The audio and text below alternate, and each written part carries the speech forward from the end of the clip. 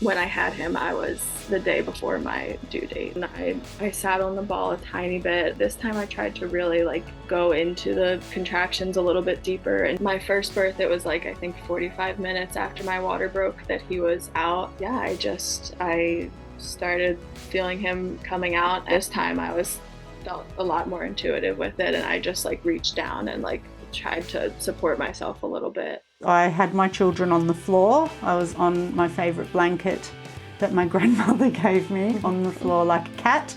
And I realised in that moment the potential of what our bodies can really do as women. I could feel his head, I could do my own internal, yeah, his head, I could feel it. I was in tears, I was just in tears and overwhelmed with gratitude. Hi and welcome to the Natural Birth Podcast, the podcast that is bringing embodied birth wisdom from women from all over the world sharing their natural birth stories. Don't forget to subscribe and download so that you can always have access to these empowering and positive natural birth stories. Hi Taylor, and welcome to the Natural Birth Podcast. How are you? Hi, Anna. I'm doing really well. I'm so excited to be here. I just started listening to you 2 months ago, maybe. And yeah, I just had my second birth, which was, free birth at home, just with my family. And yeah. Feeling inspired to share. Yes, I thought it was really cool that I could just sign up immediately and just go ahead and share my story. I'm just I'm talking about birth to anyone who will listen. Of course. How long a time ago was it that you birthed your second? It was a month and a couple days. Oh, wow. Yeah, so he's my little baby. So you were listening to the podcast to prep just before you had your baby? Yeah, just within a week or two, really. I was listening to some Free Birth Society stuff. I had originally bought their birth course with my first son, and yeah, I never intended to free birth with him. Some deep primal part of me did want to go out in the woods and do it on my own. I definitely didn't want to go in the hospital. But just for financial reasons, home birth midwives are so expensive, and um, yeah, we just weren't in the position to do that. So I planned a hospital birth, and secretly, not secretly, as much, I did kind of share it with my partner, but I really dreamed of a free birth, basically. And so this time you just wanted to listen to positive, empowering birth stories before you had your second. Yeah, with my first, I listened to the birth course, and I followed a lot of different midwives and such on Instagram and doulas, and really just educated myself as much as possible. And I was fortunate to have a really beautiful labor and birth. But of course, just in the hospital, there was a few little things that just did not resonate with me. So yeah. Wonderful. Well, let's dive on into your natural empowering birth stories, shall we? So take us back to becoming pregnant the first time, and what was your view of birth when you got pregnant? Yeah. So my first pregnancy, neither of my pregnancies were planned technically. My partner and I had just kind of, he was working and trying to move his career into something that he felt really inspired by. And I was just out of college and starting to figure out what I wanted to do with my life. And fortunately, when I did become pregnant, I already knew that birth was natural and not necessarily a medical event. My mom had me naturally. She was in the hospital, but she didn't have any interventions. Well, I say that she didn't have any medicine. Um, she got to the hospital like an hour before I was born, and still, for some reason, they broke her waters. And yeah, yeah. Um, And with my sister, she had to have an epidural because the doctor said that she was too weak because she when she was 30, I think 30 weeks pregnant, her appendix ruptured. So yeah, she was like incredibly sick for about a month before my sister was born. Yeah, and so my sister came premature, and she actually wanted to try to birth her without the epidural, and her doctor told her she wouldn't be able to, that she would be too weak, um, because she doesn't know her own body, of course. Yeah, so I luckily with her, she did have a nice birth with me. She, um, yeah, always empowered my sister and I to believe in our bodies and to connect with nature and feel in tune with the world, the earth. So, um, yeah, I just immediately, ever since I was young, I wanted to have children, and I just felt that I would do it. Yeah, as close to naturally as possible. And I think before you think about having kids, you kind of think like, oh, like natural just means without pain medicine or whatever. But I mean, a physiological birth is, there's so much more to it than that.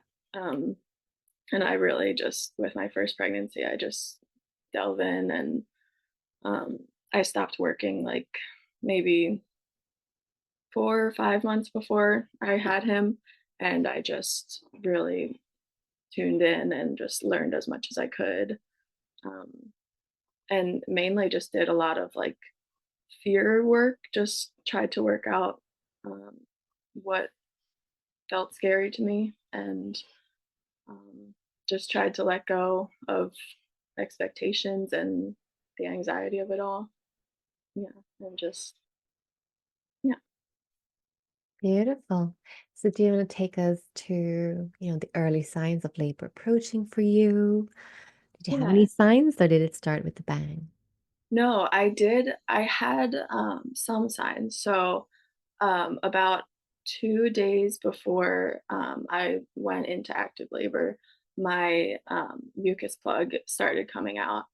And that was like a big change for me because with both pregnancies, I had like no spotting at all, no color whatsoever. So I was like, okay, like something's happening. But I also had learned a lot and learned not to, be like, okay, I'm in labor, Um, so yeah, my mucus plug started coming out about exactly 2 days before he was born.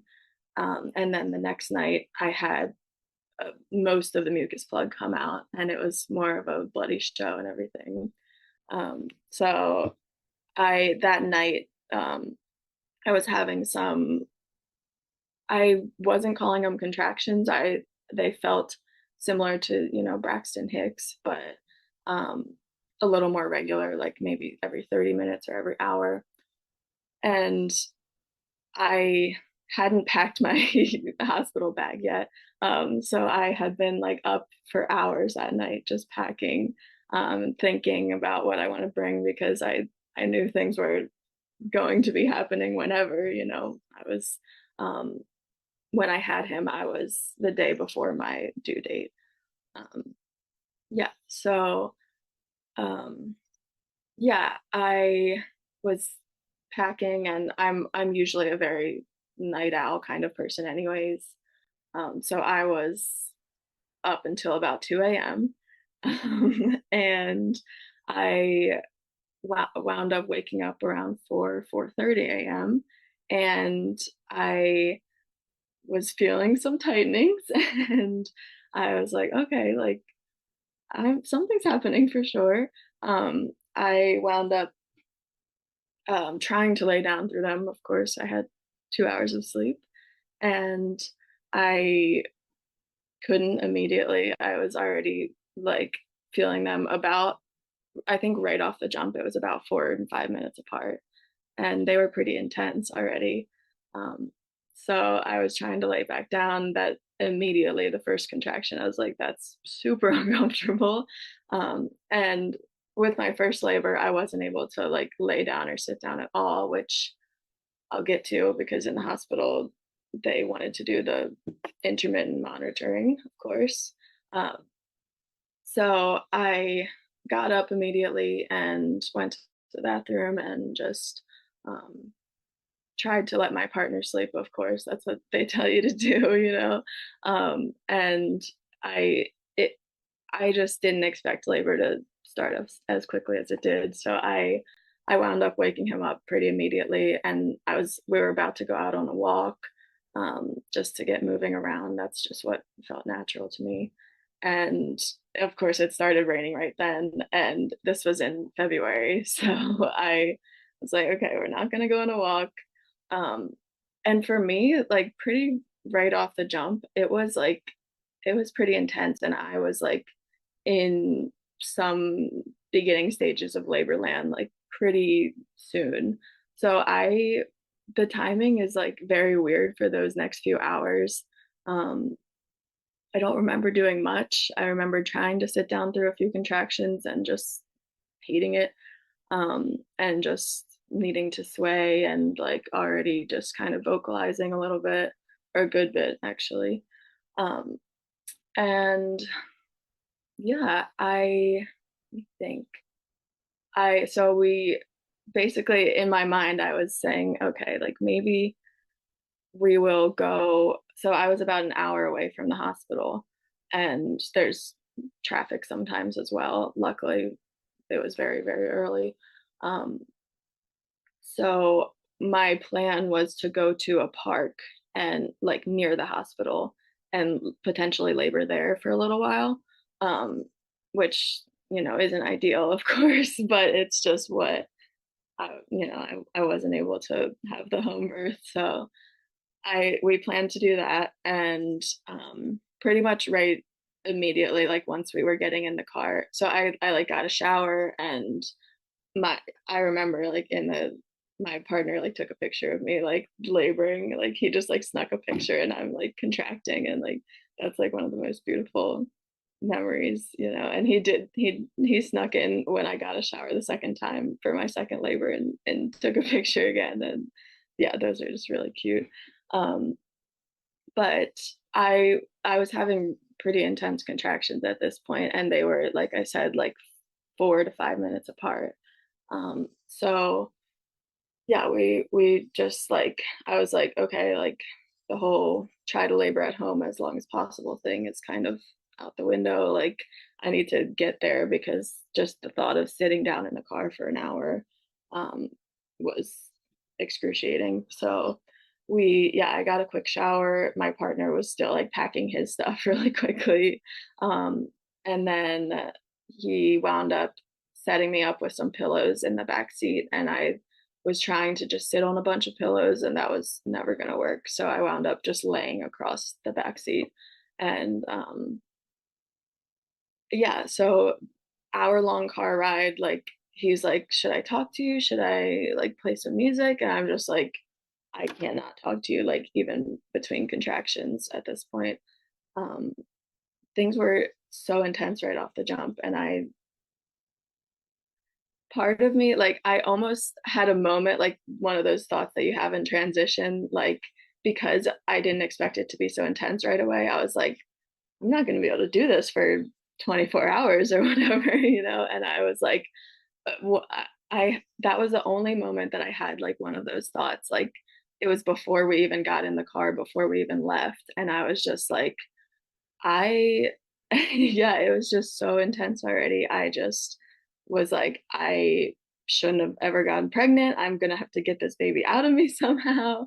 And that like freaked me out for like 30 seconds, or like in the middle of one contraction or something. And then like, you know, you get yourself back into the moment. And um, I luckily had done a lot of planning of like welcoming each contraction, and just like, you know, thanking my body for doing exactly what it's supposed to do, and just trying to recognize that the pain is different from other pain. It's not, you know, a sign that something's wrong, um, and that my body would be smart enough to recognize if something was wrong.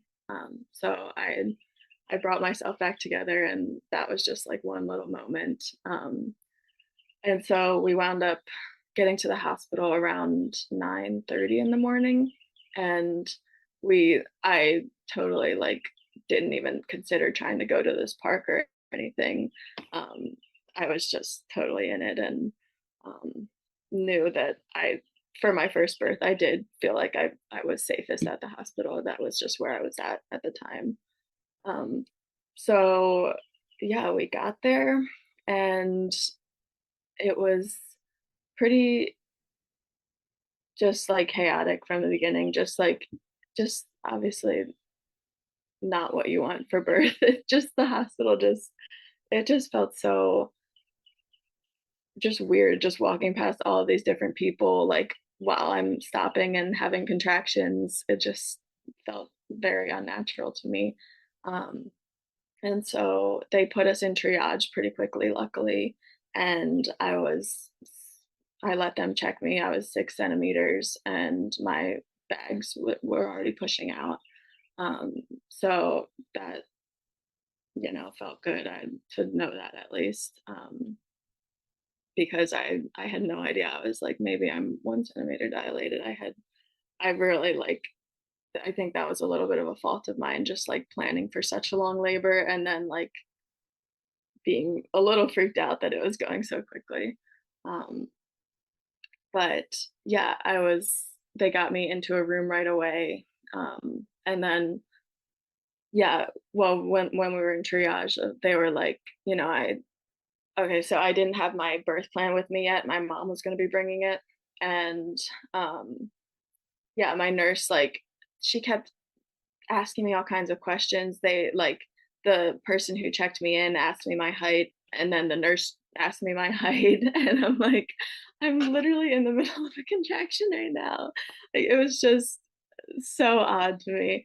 And then she was like, what's your birth plan? And I think I was in the middle of a contraction when she asked, and I like, you don't know what you're gonna be like in labor. You wanna like be polite and stuff. So I'm just like, um, no medication. Like that's all that could come to my mind. Like I had such like an intricate birth plan, and like of course in the middle of a contraction, I'm like, I don't know. Why are you like, just give me a minute, please. Yeah. So, yes, this is the thing when you go into hospital, especially in the US. Um, there's just the triage and the nurses and the way that they run hospitals over there, especially, but just everywhere in the world, truly. There's just so much intervention happening, so much, just people don't know how to care for laboring women or, Yeah, it yeah. really, that's how it felt. My nurse, and she was like my nurse through my whole labor. Um, yeah, I'm in the middle of a contraction. I'm like, yeah, I don't want any medication. That's all I can say right now. Um, and she's like, well, what does that mean? And like, just right off the jump, like she just like acted like me having any kind of birth plan was like an inconvenience for her, basically. Like, it just felt she just felt so disconnected. Like, it was just like another day in the office. I'm like another thing to move through the assembly line, basically. Like that really is how it felt. Um, Yeah. Well, I think that, essentially no one has a natural birth in a hospital anymore, especially in the US. It's like for someone to say, I don't want medication, it's like you're an alien, you yeah, know? And so, really, if you want to have a natural birth, especially in the US, like birth center or home birth is really it, or free birthing. But like yeah. hospital, it's really hard. It's hard to do because you're being so interfered with. So, it's hard also to like actually manage to have a physiological birth in a system that just does not know at all what that looks like or how to support it. Mm. Yeah, and so I had midwives that only birthed in the hospital, and they did this program called like centering pregnancy, which was basically just like instead of doing prenatal visits like traditional ones, we would basically like be in a small group of women who were delivering in February. and it was just like three of us, three women, and like one of them, my partner would come every time, and the other partners. Um, and we would go like behind a little curtain and get our blood pressure and fundal height basically, and just check in. And then we would sit around a little circle for like 2 hours, Mm. two, at least 2 hours, and just talk about all things like birth and like, taking care of children and stuff. So that was That's like, cool. yeah, that was cool. And like, like compared to the like preparation that I was doing outside of that, that was like nothing really. But like knowing what the midwives were used to, what the, practices in the hospital were, that was really cool. Um, we had like the same midwife every time, which was nice, because there was like probably like 7 or 8 midwives in the practice. Um, Unfortunately, I didn't get to meet the one that was there for my birth beforehand, which wasn't too much of an issue, but she wasn't there for very long. Baby just kind of came out, but they don't have to do much if they let you do your thing. um, but so the midwife that I had been meeting with this group did tell me that I think she said like 97% of women will be given postpartum PIT. And so I, Oh, you mean synthetic oxytocin after yeah, the birth? Okay, for anyone yeah, listening, that's what she's saying. yeah, Okay. postpartum Pitocin. Yeah, yeah. Um, so I was well aware of that, and like I already knew how much blood was reasonable, and that like it's more about how you feel and everything. So I was pretty confident in just advocating for myself. Um, and then I had my mom and my partner with me, and both of them like knew pretty intricately what I wanted, and like my Hmm. mom is very protective, and just we're just very spiritually connected. So like she was like on top of it, just making sure that things went smoothly in the hospital as much as they could. Beautiful. So you're in triage, you're having a bit of a tiff with the nurse. What happens then? So so she then insists that I put the IV connection thing, the needle in my arm. She said, like just in case, like basically just in case we need to save your life. And I was like, I refused several times. And ultimately she just like, I knew that, you don't have to do anything in the hospital. I knew that, like, but when you're in labor, like, like you're just in this whole other world. And I just was like, okay, fine.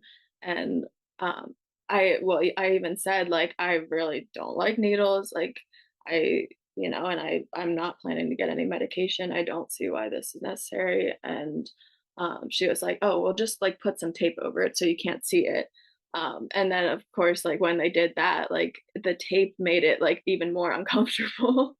And yeah, their typical way that they do it is that they make you keep it in for 24 hours after birth, um, which is insane. Um, I like forced them, like I had to like literally force them to take it out of my arm at 12 hours, because I was trying to nurse my baby, like hold my baby, and I have this needle in my arm, even though I had a perfectly smooth unmedicated physiological birth. um yeah, so luckily I was able to get that taken out like in the middle of the night. um Yeah, it's important yeah, for so everyone to know if anyone wants to have a natural hospital birth that IV cannula is something that is very common and routine, especially again in the US, but in different countries.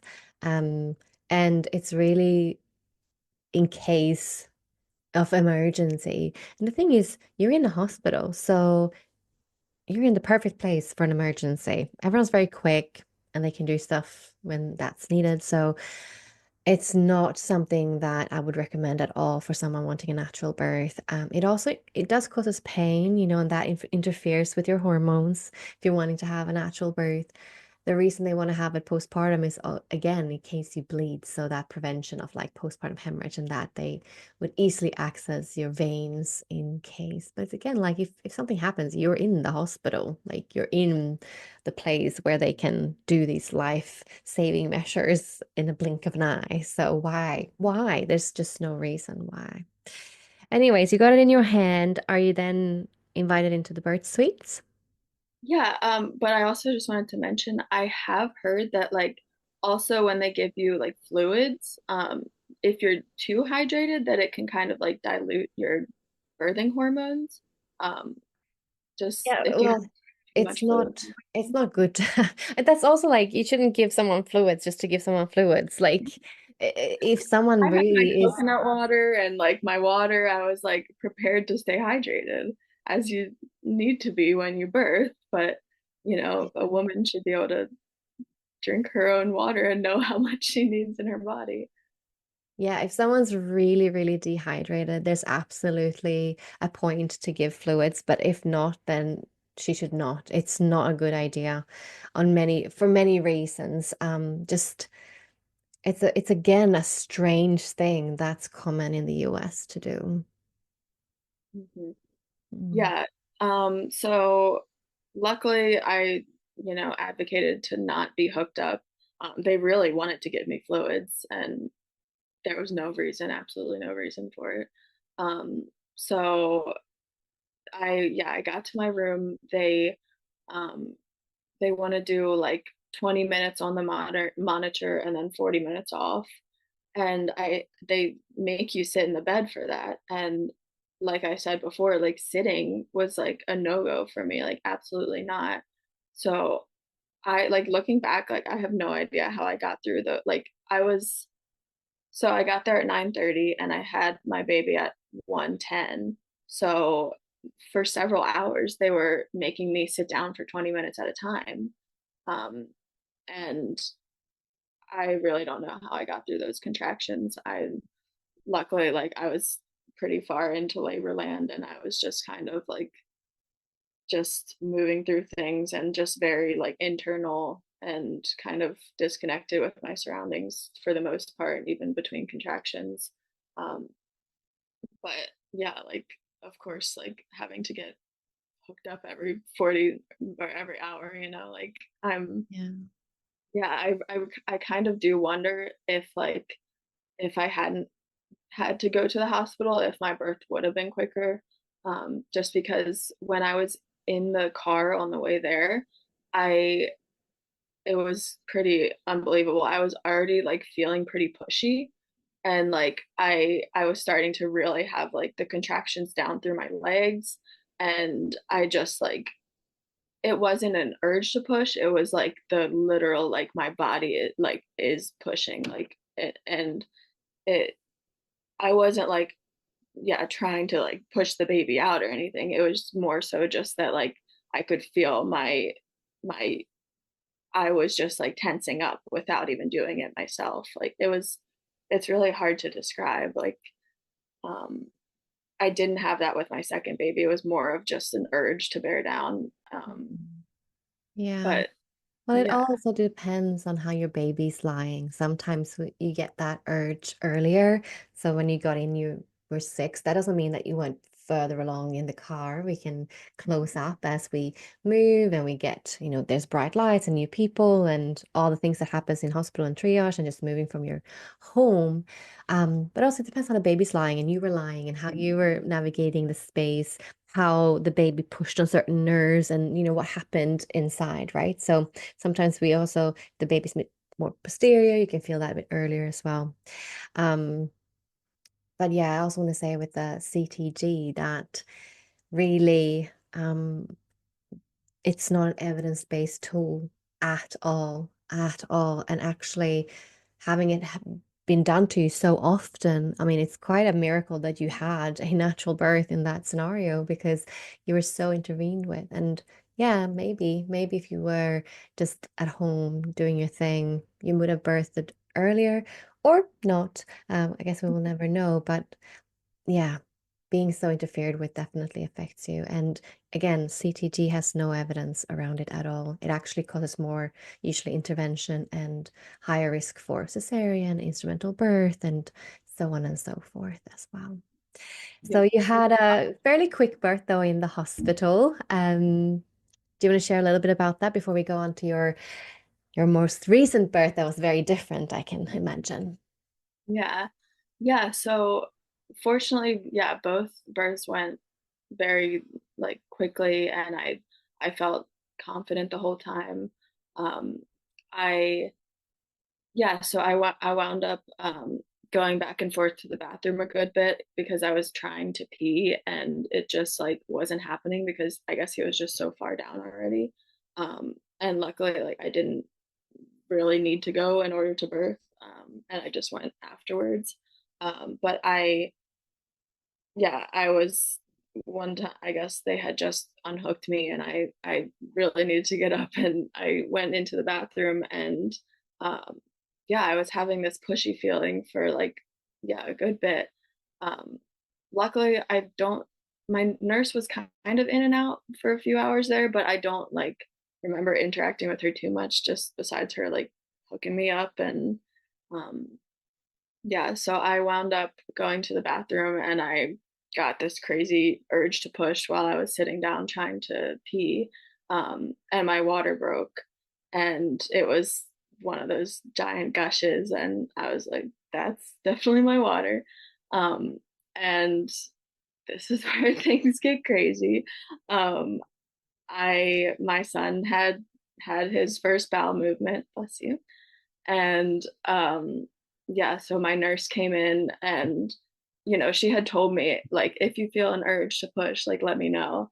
And I just like didn't feel very connected to her, didn't like want to even I didn't feel the need to like tell her when I was feeling an urge to push or anything. So I um she came in and she was like, "Oh, I told you to tell me if you were feeling pushy." And like I was like, "Yeah, whatever." Like and so yeah, my there was meconium in the toilet and immediately she like starts calling people and by this point they bring me out and I'm 10 centimeters and I'm like ready to push and I can tell that I'm ready to push because like it was either as soon as I stood up or as just as soon as I think it was just when right when my water broke, like even when I was still sitting, like his head was right there, like so intensely. It was like incredibly intense.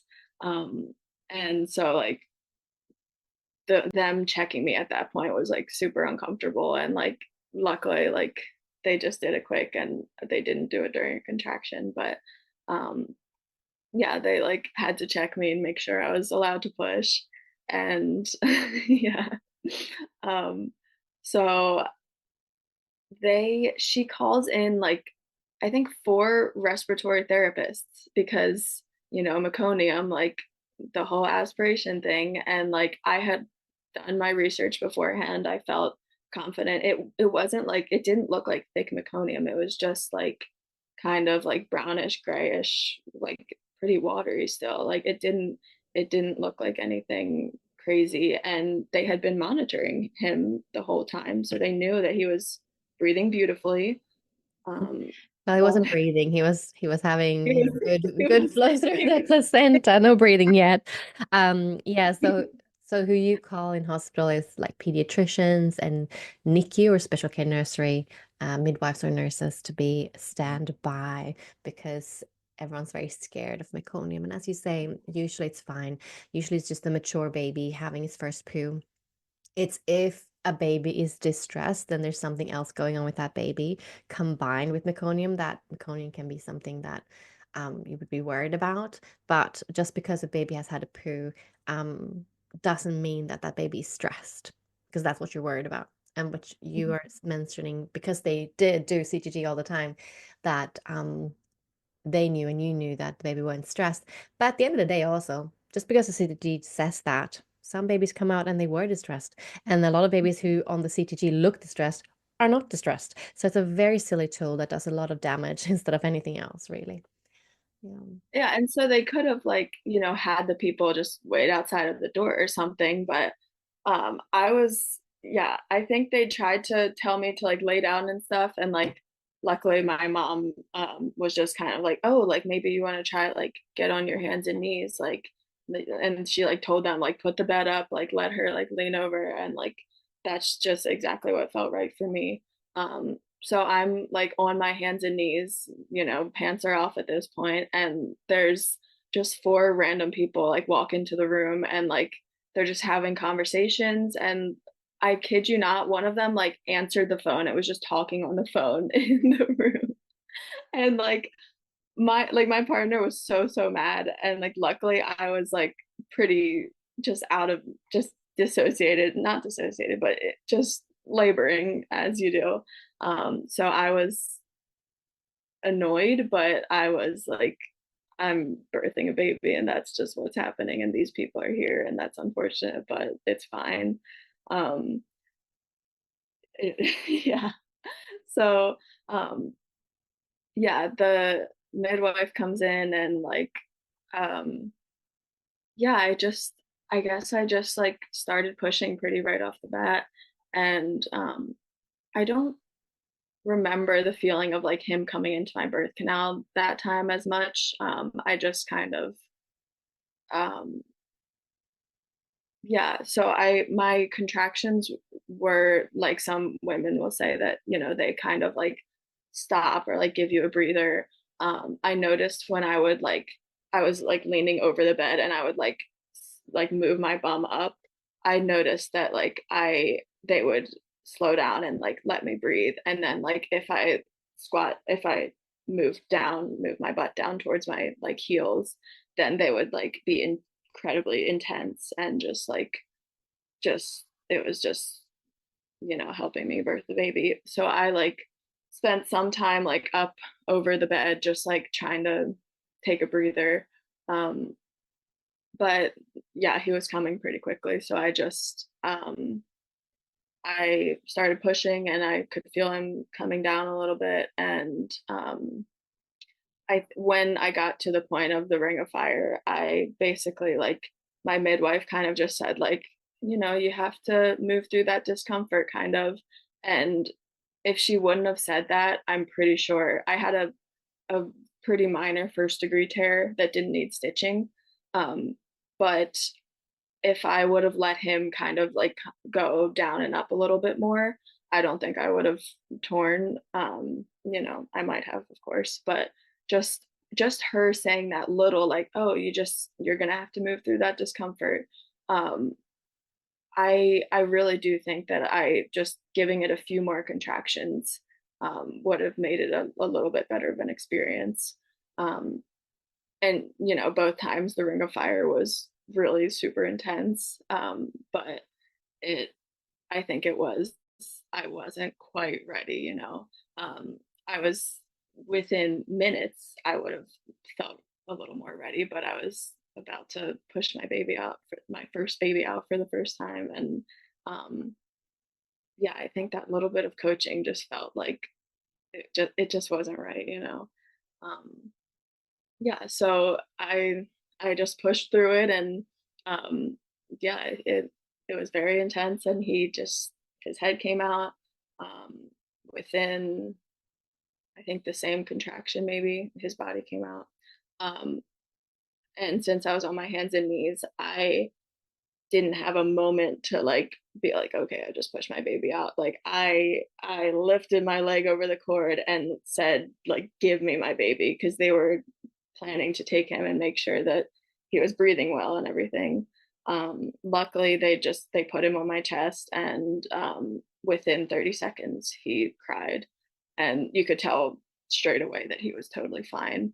um, and yeah, so that was it was a great birth for the most part. Everything, my body did exactly what it was supposed to, even with those few little things.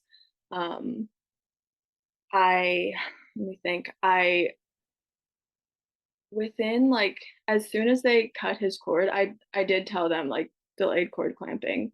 um but like when, as soon as his cord was not pulsing and was more white, like my midwife is like, okay, here, dad, here's the scissors. And like, it didn't feel like my decision of when to cut it. Like I would have had my second birth was much different. Um, but she cut the cord, and this was before my placenta was out, which like felt just wrong to me for some reason. I would have preferred to have birthed my placenta first. But yeah, she cut it, and then they want to weigh the baby and measure him. And so like, I just like at this point I'm exhausted. It's like hard to even, you just kind of want to get them out of your space. So they just took him and weighed him and measured him. And this was like maybe 10 minutes after I had birthed him, or like, I think, I think they cut the cord at like 7 minutes or something like that. Yeah. So they took him immediately, and they gave him back to me like all wrapped up. But this, and I'm like, put him back on my skin, like take this stuff off, like, um, and in the meantime, while he's getting weighed and everything, um, this was like probably the worst part of it, just that like my midwife, just like before even like letting me know that she was gonna try to get my placenta out or anything, she just pulls on the cord. And I had no idea. I didn't know what it would feel like to know if it was detached or anything. But she just yanks the cord and pulls my placenta out. And I didn't have a chance to like stand up or anything. um, yeah, and so same thing with the fundal massage. I my nurse, it's like one of the worst like fundal massages that you can imagine. Like she just pushed on like all of her weight right on me. And like my natural instinct was to just grab her arm and like to try to get as much of that weight off of me as possible. Like, and I'm not one to just like grab a stranger, but that like it was so unbearable. Like I was like, this is not what my freshly birthed uterus should be doing. Like I just like had a baby in this thing. Like the fact that she was just like, it was all of her weight just straight on my uterus. Yeah, yeah. So a lot of interventions, as could be imagined in the hospital. Even though you birthed, quote unquote, naturally, it's still so much intervention, and that is just it's hard to not have that when you go into that system, their domain. So I'm imagining that when you got pregnant the second time, you knew you didn't want that. So should we Yeah, dive on into your natural and positive and empowering second yeah, birth story? yeah. Yeah, so the second time, um, yeah, I basically, because we still couldn't afford a home birth midwife, we just, yeah, like I said, both babies were not planned. So like we had really just been getting our careers on the move and everything. So we just weren't in that position. I just kind of planned to do another hospital birth, and then just decided like, oh, I'll figure it out. So about like maybe only 2 months before I gave birth, I was like, basically every time I thought about going to the hospital, and specifically not having my son there, or him having the option to be there, um, I would just like start bawling, and it just felt like so wrong for me. Um, and we spoke with one home birth midwife, and like some of them do like a sliding scale and stuff, which like, um, but it was only down to like 4,500 or something, and like they want all of the money like before the birth and stuff, which like obviously like I totally understand. That's like they, just to have their license and their insurance and everything, it's like so expensive. Um, yeah, which is super unfortunate. But yeah, so because I had already gone through the whole free birth course with my first son, I I just started listening to podcasts, and the Free Birth Society podcasts, and then I found you, and the Great Birth Rebellion, and I just yeah, I started sitting with it more and more and just like, okay, what would it be like? And then the more I got comfortable with it, the more I started like dropping little hints at my family and just kind of being like, yeah, I actually think I do like want to free birth. And like, none of my family was like super comfortable with it, but like the more they saw me like struggling with the idea of the hospital birth, like the more they were like, yeah, I mean, like once I told them like, yeah, I think I'm gonna do this, like um they all just got on board. And they just, yeah, they knew that it was my decision and that um whatever fear or discomfort they needed to work through, they were gonna do that.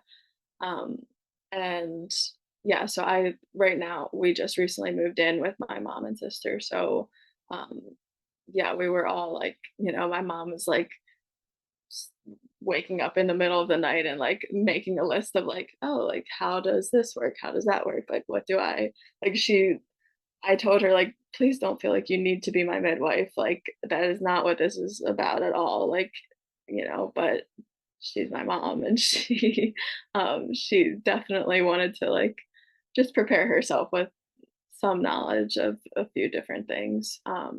Luckily I felt as prepared as I needed to be, and I knew that like whatever major issues that could come up that I would need to transfer, I would transfer, and that just was the plan. So I envisioned my labor like at night, and having my sister make me some labor aid from lemon and like honey that my friend had given me. Just like I had it just felt so much more sacred this time. um, and everything that I envisioned like basically happened. um, I Yeah, we had prepared, I had everything together and prepared. I made like a little cord tie, like I just crocheted a little cord tie with a little heart on the end of it. And we sterilized some scissors and um yeah, so I went into labor like after having a big meal. Um and this was dinner time, around 8 o'clock. And I was like, this time it was not quite as intense right off the jump, but it was still 4 and 5 minutes apart. And so I was like, okay, like I got some time. I can put my son to bed. My partner was he's been working like where we used to live, so he's not always spending the night with us. So I called him like 2 hours later and was like, oh yeah, I'm definitely in labor. Like, get your butt over here. Um, but I was able to get my son to bed, and he was like about to fall asleep, and we had the lights turned out after reading some books. And I was like, thank you for making me a mommy. And he like has his eyes closed and he's just like and he just like falls asleep. And um yeah, so it was dark and it was peaceful. I had my family around. I was able to yeah, just kind of labor on my own. I sat on the ball a tiny bit. I tried to really like go into the contractions a little bit deeper and just like um yeah, just explore a little bit more instead of just like, I think the last labor I kind of stayed more still during my contractions. And this time I tried to like really flow through them a little bit differently. um they were really they were pretty mild from the beginning and like quickly started to ramp up and started to get more similar to how my first labor started. um, I was able to get a shower and like braid my hair, and the water felt really really nice in that beginning stage. And my partner got here around like I would say midnight. And um, I was contracting pretty intensely, but I was able to actually like lay down with him for a little bit, and we just like talked for a little bit. Um, and then he fell asleep, and so I got up, and he was able to take like an hour nap. My mom and sister were resting at this point. Um, and I just kind of like did my own thing for a while, which is kind of exactly how I envisioned it this time, which is really cool. I walked downstairs and I like walked outside, and I was like, okay, I'm gonna try a contraction. I like leaned up against the back of my sister's car and just like squatted all the way down to like really, really low squat. And like that was super intense, but it just felt like it was helping my body do what it was supposed to do. So, yeah, and I walked like a couple hundred yards and then I was like, okay, like this is a bit much. I need to walk back to the house. And I was able to actually like lay down and like use like a big cushion as like a peanut ball kind of thing. Um, and I This was really interesting. Since I was like, I guess it was since it was so dark and it was nighttime, I was able to, um, sorry, I lost my train of thought for a second. Think yeah, so my contractions, um, like okay, so I was like having this really intense like adrenaline rush, like because I was like almost falling asleep between my contractions and then like about 15 seconds before it would start there would just be like this giant jolt of adrenaline, I guess it was. And that just kind of was like, okay, like you're laboring, like remember that. And then I would like wake up and get through the next contraction. And so that I think might have contributed to I wound up getting like pretty shaky like towards transition. I was like a little like hot and cold and like just I didn't experience that with my first labor, and I feel like that potentially is because of the adrenaline.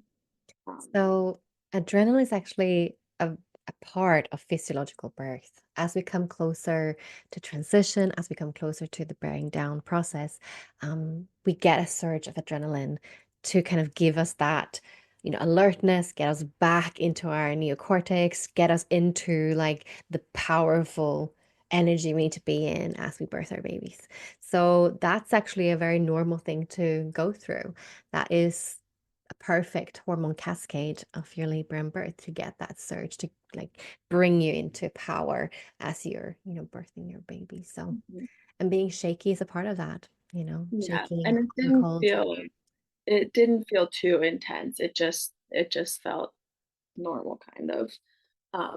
I did there was I was getting towards this. Oh, wait, also the my first pregnancy, or my first birth, I'm not sure if it was because I was being monitored, but like or maybe it was because it was during the day, but I didn't barely feel my son moving like the whole time, which was really interesting to me. Which of course he did sleep a lot during the day usually, so that made sense. But my second labor, I was feeling him the whole time, which like felt very reassuring. And with both pregnancies, I always listened to the baby with a fetoscope. And during, yeah, during my second labor, I was able to listen to him like just in the very early stages. I listened to him like once in between contractions and then once during one, and like he sounded great. It just like I wasn't trying to like diagnose anything. It just kind of like felt nice to have that connection with him and just like hear him know that he was safe in that moment. And um yeah, that was really nice. Like, yeah, with if anyone is considering using a fetoscope, like I totally recommend it. And like I with both babies, like it takes a lot to like figure out how to find their heartbeat and stuff, but like that's like part of the beauty of like the meditation of it is like just super special. So that was really cool, to be able to hear him just, without any machinery or anything, with just this little fetoscope. That was really nice. And yeah, I felt him just the entire time he was moving. Um, and even, yeah, just like right before my water broke and during, I felt him moving even after my water broke and everything. So, um, yeah, so this time I didn't have that pushy feeling, which part of that freaked me out because I was like, um, I got to the point where I needed to wake up my partner, and my mom intuitively kind of came out of her room at that point, and for maybe about 2 hours or so, yeah, I just went back and forth between like standing and leaning over my bed. And then like I had like a pile of like 4 or 5 pillows on the bed that I would like kneel on the bed and lean on those. And I just like kept having to move because it was just so intense. And I was just trying different things, and I was having that like leg labor again where it just like shoots like down the front muscles of your legs a lot. Um, and so like just for like a couple hours, my mom and my partner just like held me like really close. I just needed them to be like right there, just like touching me. Um, which that just felt really nice and beautiful. And then I, yeah, so I wound up just deciding. So wait, before that, I kind of had like the little moment of transition where you're just like, yeah, I can't do this. Like, because I wasn't having that pushing sensation, I was like, when, how is my water going to break? That's how it broke last time. So, like, I was like, just like in my head about it for like 30 seconds or something. And I had this little thought, like, if this keeps going on like this, like, I'm going to have to go get a C-section. Like, it was just like the smallest moment of doubt. And then I probably within minutes, I would say, I just like randomly decided, like, at this point, I would have never thought that I would have wanted to like lay down during a contraction, but I just decided to like lay down on the big pile of pillows. And just right in that contraction, my water just gushes everywhere. My partner is standing right there with me, and I'm like, that's my water, like things are happening. Like, so I got up and I went to the bathroom, and that was another reason that I was kind of like, oh, like this is never gonna happen because I hadn't lost any of my mucus plug this time. Um, but of course, when my water broke, like I was feeling, I was like, is this like my bag? Like I'm just trying to figure it out. And it was actually just a bunch of mucus hanging out. So I was like, okay, like, yeah, like there's lots of variations of normal, as you would say. So that was awesome. I was like, okay, like, and yeah, it was interesting. Like my mom had asked me, like when we were preparing, she was like, how are you gonna know when to push? And yeah, like it was just very intuitive, you know. I basically, yeah, after I like went to the bathroom, I had a contraction, and I just like, it wasn't that like my body is pushing without me doing it, but it was like I have this crazy urge to push. So like my body, I just started pushing, and like we hadn't like cleaned our bathroom and got it all ready for any kind of birth. So my mom was like, "We're not birthing this baby in the bathroom." And so I guess I let that contraction finish, and then I stood up and like waddled into my room, which was like intense because this time I absolutely like felt that like that one little push, like he was in my birth canal and things were really opening up. He was coming through my cervix, and I was about to give birth. So yeah, I just got on the bed, and um, I'm laboring super loudly at this point. And all this time that I was laboring, my son was asleep in the bed right next to me. So he winds up waking up from one of my moans, I guess. And he's like a little confused, a little, yeah, just sleepy. And so he starts crying, and my mom had just woken up my sister when my water broke, and she grabs him and just kind of like tries to take him out of the room, but he starts crying more. And I originally like when he I wanted him to be at my birth, and I had asked him again the night before, like when I was putting him down, and he said he wanted to be there too. So um but just in the moment when he was crying, I didn't want him to be scared. I didn't know how he was feeling, so I was just like, oh, take him for a minute, you know. But he he started crying even more when he walked into when my sister brought him into her room. So she just was like, "Oh, like, do you want to stay in here with mommy?" And like he just said, "Yeah." So they wind up climbing onto the bed with me. And like he just immediately settles down and is just like watching, and I'm on my hands and knees again, and he's just right up, sitting on her lap right next to my head, and just like um yeah, just while I was pushing, he's like rubbing my arm, and like my sister's like telling him to tell me that I'm doing a great job, and he's like, "You're doing a great job, mommy." And it was so cool. Um, so I just it felt very similar to my last birth. I just kind of I could tell that he was really coming down, and just within um my first birth, it was like I think 45 minutes after my water broke that he was out. And then my second birth, I don't know the exact timing, but I feel like it was closer to 30 minutes. So this is all happening like back to back to back. Um, and I, yeah, I started feeling him coming out, and this time I was felt a lot more intuitive with it, and I just like reached down and like tried to support myself a little bit.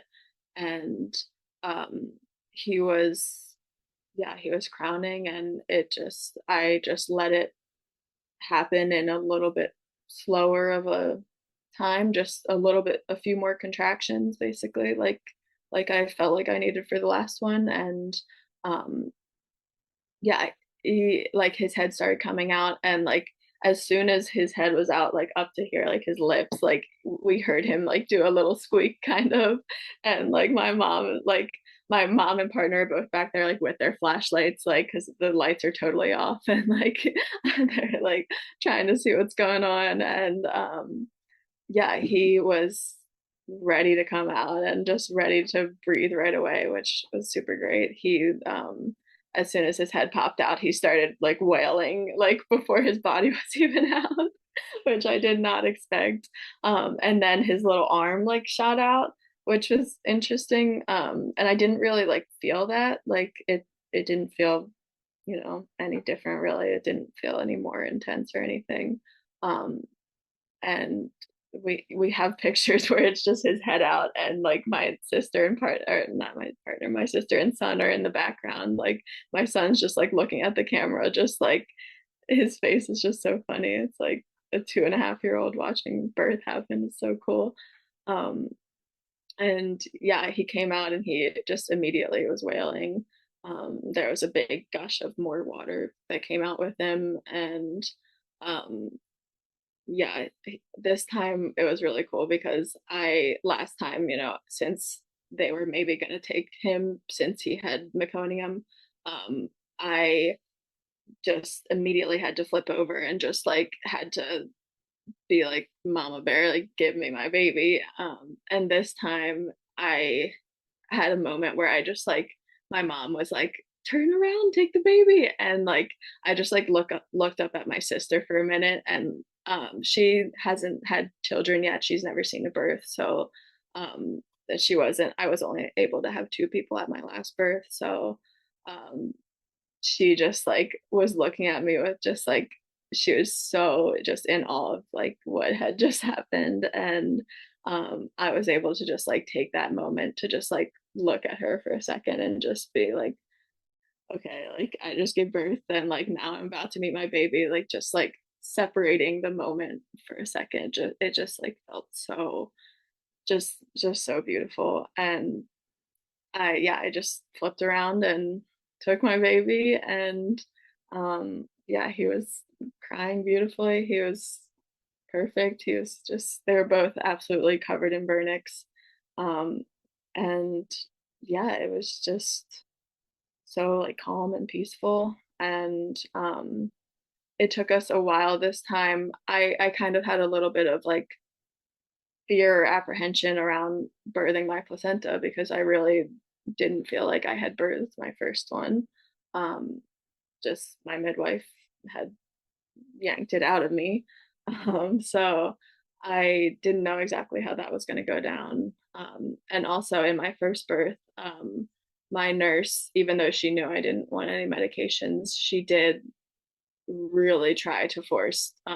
First of all, it was postpartum pitocin, and then she literally said to me like, "We have to stop this bleeding," and I because she came back and she said, "Okay." She had the medication in her hand this time after I had already refused pitocin, and she said, "Okay, this is cytotec. We're gonna shove this up your butt." So and like, and I was just like, I at this point she's telling me like we need to stop this bleeding, and I'm like, is this a normal amount of blood? And she says yes, and I'm like, okay, so in what world do I need medication to stop the bleeding? um and they had taken the baby and wrapped him up so that they could weigh him and stuff, and like they could have, he latched at like 40 minutes or so, but like maybe he could have latched even more soon. And yeah, that was like just so obnoxious. And then of course the fundal massage, just terrible. um but both times my contractions pretty much just stopped immediately, and I didn't start having afterbirth contractions until like, I guess, until I started nursing pretty much. Which the afterbirth contractions did work great like once they started, but for some reason they like didn't start as soon. So this time my placenta, I like started like getting on my hands and knees and like just trying to like do what felt right and trying to kind of pull the cord a little bit. And it just wasn't coming. And then I wanted to ask you because like this had been like maybe at least 20 or 30 minutes after I had my second. Um, we could feel in the cord that it was still pulsing, but like it was like totally like white and like cold even. So yeah, I didn't know if that meant that my placenta was still attached or like what that could have meant really. Yeah, well, if it's still pulsating, it means that it's still attached because otherwise there wouldn't be a pulse. So yeah, if it was pulsating, I guess it was still attached. And sometimes that happens, you know. It Most placentas will detach in the first kind of 15, half an hour, right? But some it can take up to an hour. You know, there's different, variations there too, what's normal and um but yeah, if you feel like the cord is pulsating, then it must be still attached. Okay. Yeah. Yeah, so I guess yeah, it was for a little while. And yeah, I wasn't having any kind of contractions or anything. And I didn't feel super uncomfortable. And with both births, I barely bled like before my placenta came out. It was mainly just afterwards. Hmm. Um, so I didn't feel any kind of concern. We just kind of, my mom was like, she kept like being like, okay, like let's figure this out. And I like appreciated that because I did like have like some like I wanted to get it out. I wanted to Be complete the done. process of Yeah. labor. Well, Yeah. that's it. You know, your birth is not over when the baby's born. It's over after the placenta is born, and it is the most vulnerable time. And when so the placenta, why you usually don't bleed until after is because it kind of plugs as well. Sometimes if it's detached, it's just sitting there and kind of it can be pooling behind with blood. And that's why, of course, also you want to be aware of how you're feeling holistically. And even though you can't see blood coming, it could be pooling inside. So it's important to be aware of how you're feeling um, it's better to birth it than not. If it's ready to be birthed, then why not? And usually we will feel like this heaviness, or you feel maybe nauseous or uncomfortable, or you get the contractions back. And it's also normal not to get the contractions back until you start having, breastfeeding your baby, or yeah, every woman is different. Hmm. Yeah, so I did wind up trying to like just maneuver around and latch him. We didn't cut his cord until like well after my placenta was birthed, so we were trying to wiggle everything around and get him in the right position so I could try to nurse him. And he wasn't super into latching right away. I think he tried to nurse a little bit, but he was super sleepy and just like content. Um, so we I tried to be on my hands and knees, kind of tugging it for a little bit, and then I would just kind of like relax and like take a breather. And then we wound up after, I think it must have been like around an hour or so. My I just asked my mom to try to tug on it a little bit, and she did very carefully, and it did wind up coming out pretty easily. I think that maybe it was kind of that like suction effect where there's like some stuff behind it, and it's kind of just like blocking. Um, yeah, so it came out pretty seamlessly. And I yeah, I felt really good. I felt like pretty not shaky, just kind of like weak, like you don't want to stand up or you're gonna pass out kind of thing. But that's I have had like that kind of feeling a lot in my life, and it didn't feel like anything off. Because it was within like an hour or 30 minutes after I birthed my placenta that I like went to the bathroom, and like I tried to like stand and just rinse off really quickly in a shower, and I decided that didn't feel good, so I just kind of got on my hands and knees and showered off. And they say, you're not supposed to get a bath necessarily since your cervix is still pretty open, but I just like sat in the bath for 10 minutes and just tried to keep my legs closed. I didn't care at that point. It just felt so good to be in hot water. Um, and yeah, I just got back up out of the shower. My sister was in there with me at that point, and um, yeah, just having like people who you love very deeply and who love you very deeply around you to, hold you up when you go to the bathroom instead of like some random nurse. Like, just it's just such a different experience. And yeah, I there was never a point where I was like concerned. Like even when I was waiting to birth my placenta, I knew that it was totally normal and everything was great. And I had my beautiful baby right next to me, and my older son, and he was all excited. Um, and yeah, even like my partner, like he was super freaked out about the idea, and like his mom had like pretty traumatic pregnancies, and her births were like pretty standard hospital births. Um, but she, he really was like scared of pregnancy and birth pretty much. Like, and he even carried that fear in a little bit. Like, he knew that my first pregnancy and birth were wonderful, and he still like had some hesitancy. Um, but he just, the energy, I guess, just like, I guess he could just sense that things were going so well for me. And like the whole time, like he was really scared of the idea of free birth. And he just like the whole time it didn't, I was worried that it was going to affect my birth, of course. And it just, there was no problem at all. He was just absolutely just perfect. And like, he's like a pretty anxious person in some ways. So, but I just have like this picture of him afterwards, like a few minutes after, and like the baby's laying on me and he's sitting next to me on the bed and he's holding our oldest son, and like he's just like kind of like cracking up, like he's like smiling like just really hard, and just like we it just felt like just so magical. Like the energy of the whole space was just so like vibrant and just peaceful, and just like so much love was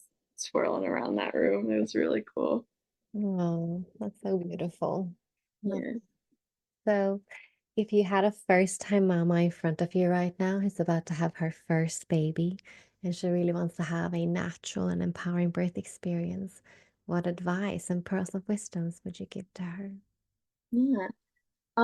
Yeah, I would say I think just kind of